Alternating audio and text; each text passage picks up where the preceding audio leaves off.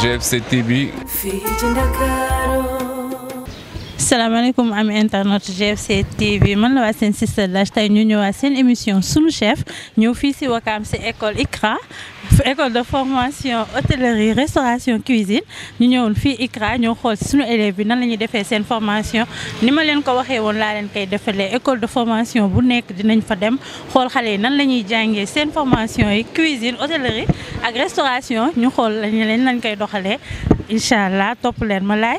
topp ñu dugg ci biir école bi xool xale yi nu ñuy doxalee. C'est Madame Niane, assistante de la directrice d'ICRA, école de cuisine et de restauration appliquée, Dr Hervé Favre.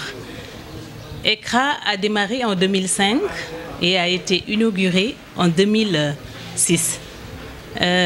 ICRA, c'est d'abord avant tout une école professionnelle et ancrée dans la réalité. À la base, l'objectif d'ICRA était d'accompagner les jeunes et les femmes à revenus très faibles, leur permettant de faire une formation professionnelle. salaamaaleykum maa ngi nuyu ñëpp maa ngi tudd monsieur Sidibé maay directeur des études école ICRA mi nekk Wakaam donc fii ci école ICRA ñu ngi def ay formation yu bëri ci jëm ci togg ak ci wàllu pâtisserie donc am na ay formation yi nga xam ni formation diplômante la diplôme d'état la comme BEP bi nga xam ni ñaari at nga koy def boo demee boo paree nga dem def examen d'état mën a génn ak diplôme d'état mooy niveau bi nga xam ni sax mooy bu gën a ëpp ci diplôme yi. am na aussi CAP bi nga xam ni 3 ans la ñu koy def mais au-delà am na formation yi nga xam ne formation accélérée la war a ay modulaire képp ki nga xam ne da nga bëgg pratique dong. ñu ngir jàng ci sa biir kër da nga koy togg ci sa biir kër wala da nga koy jàng aussi ngir mën a intégrer les restaurants les écoles de restaurant aussi am na modulaire.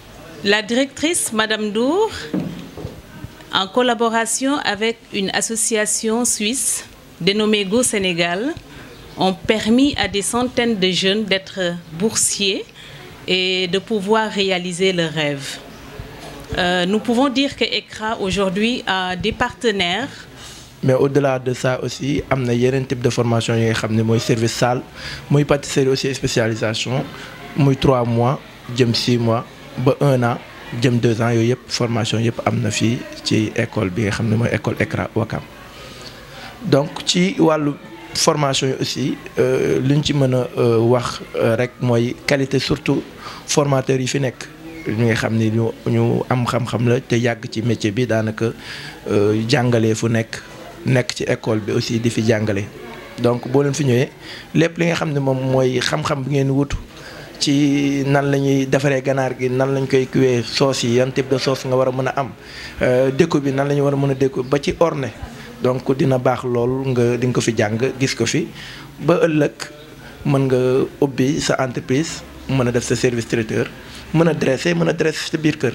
ICRA a des partenaires tels que l'hôtel Fleur de Lys, Axil Hôtel, l'hôtel Colonia et certains restaurants dans la place comme le restaurant Chez Badji, le Kabili, le Régal. biir kër donc loolu moom mooy objectif de l'école te depuis 20 ans ñu ngi ci former ñu bëri ñu nekk dans les meilleurs hôtels du Sénégal xam leen ñii ubbi sax seen entreprise ba tey ñu bëri di ci liggéey ay personnes yu lakk du ko jeexal.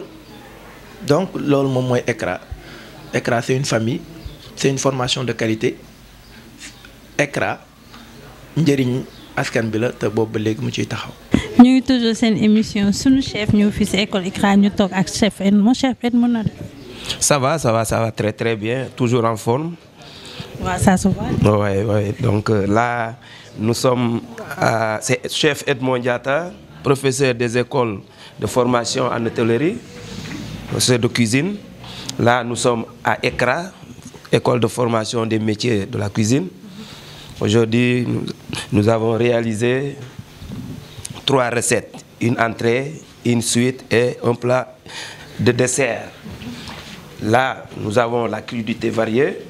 C'est un ensemble, c'est une salade composée de légumes, une variété de légumes frais. Tout est frais, rien n'est cuit.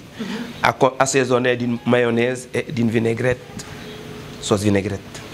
Quels sont les légumes que vous avez utilisés? Nous avons utilisé les choux marinés avec la sauce mayonnaise. Nous avons utilisé la carotte, le concombre, la tomate fraîche et le chou rouge. Donc c'est la variété de légumes. Une mayonnaise qu'on a confectionnée et mélangée, c'est-à-dire assaisonnée avec le chou blanc. Ok? Après, une petite sauce vinaigrette pour les autres légumes. Là, le plat de résistance, c'est un poisson rond qu'on appelle la lotte. Okay? C'est cuit dans un courbouillon de fumée de poisson. La sauce est confectionnée à partir des crevettes, avec une sauce tomate et une garniture aromatique. L'accompagnement, c'est le riz pilaf. Le riz confectionné avec du beurre ou de l'huile, des oignons revenus légèrement sués, plus le riz qu'on va nacrer, on appelle ça nacrer dans le langage cuisine. On va le mélanger avec la matière grasse. Après, on mouille, le mouillement, c'est-à-dire on met de l'eau ou bien on met le fumet de poisson bouillant. Après, on laisse cuire. Comment s'appelle le plat de résistance? Lotte à l'américaine. Lotte à l'américaine. Lotte à l'américaine. C'est à cause de la sauce américaine. La sauce américaine, c'est à partir des carapaces de crustacés. Langoustes ou bien crevettes, tout ce qui est crustacé. Avec une garniture aromatique et un fumet de poisson qu'on va réaliser à côté. Le fumet de poisson, c'est les arêtes de poisson qu'on a fait bouillir avec une garniture aromatique et on a récupéré le bouillon. C'est ce bouillon aussi qu'on va prendre pour cuire la lotte, ce qu'on appelle cuire au courbouillon. Et on va l'enfourner quelques minutes. On a ici le dessert. Ensuite, on a réalisé des éclairs. On les appelle les éclairs. Éclairs au chocolat. Donc, c'est une pâte à choux qu'on a réalisée. Une pâte à choux, la pâte s'appelle pâte à choux, une pâte molle. Réalisée avec de l'eau ou du lait, avec du beurre, du sel, avec la farine. Ensuite, après la formation d'une pâte, on va rajouter les œufs, petit à un par un. Ensuite, on va dresser dans des poches la pâte, on va dresser dans des poches à douille sur une plaque surfilisée. Ok? Et ensuite, on va dorer avec les œufs et ensuite on enfourne. Vous avez utilisé quel chocolat? On a utilisé le chocolat noir. Chocolat noir, on l'appelle la ganache. Elle est composée de chocolat fondu, plus du beurre et du lait mélangé. C'est ça qu'on va prendre pour glacer les choux. On appelle ça éclair aussi. Donc, on a fourré les éclairs avec une crème pâtissière. La crème pâtissière, c'est une crème épaisse. Elle est composée de jaune d'œuf, de sucre et de farine. Ensuite, elle est cuite avec du lait sur le feu jusqu'à épaississement. L'épaississement est dû à la farine qui a dextrénisé, c'est-à-dire qui a épaissi, qu'on appelle la crème pâtissière. Donc on a fourré les éclairs avec la crème pâtissière avant de glacer avec la ganache et réservé au frais jusqu'au moment du service. Nous avons tout le temps dans le supermarché, ça ne coûte même pas 1000 francs. Pack là, 1000 francs, jarou. Ok? Allez, on y va.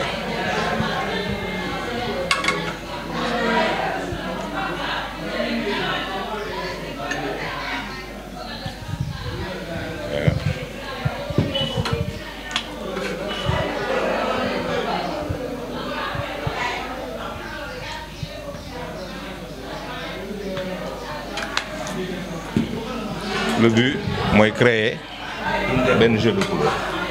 Ça assiette. Assiette bi, comme ça, il y a des couleurs. Aywa, le riz. Tiep.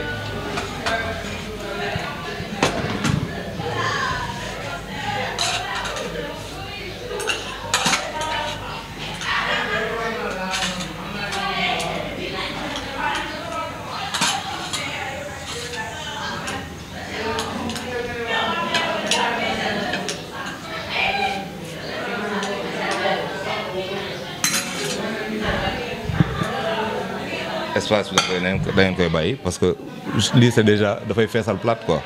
xam nga bien vrai que xam nga lii liñ fi def bëriwul li ñu teg bëriwul quoi bon mun naa leen emprunter comme ni ngeen ko defee woon rek. doon may jéem dafa doon loo xam ne aussi dafay faciliter sa circulation sanguine quoi moo tax gisoo tubaab bi lu ñu togg rek haché persil ail yokk ko si ail bi dafay faciliter kii. ok pousser les assiettes de l'autre côté. voilà donc mu ngoog xam nga nous avons servi la même chose maanaam li nekk fii moo nekk fii mais boo doon jaay bii la ñuy jënd parce que moom moo gën a am jëmm et pourtant xoolal 3 gouttes de sauce rek lañ ci yokk li nekk fii moo nekk fii ñu embellir ko xaw ko jox kii mooy li ma doon expliquer sànq étudiants yi la il est temps même suñu ay ceebu jën ñu revisiter ko ba nga xam ne boo koy présenter nit ki dina am envie lekk ko wala dina ko jox valeur quoi. loo tax dans les grands restaurants ñu lay jaay lu tuuti ñu jaayee la ko prix bu cher pourquoi parce que dañ ko mettre en valeur waaw.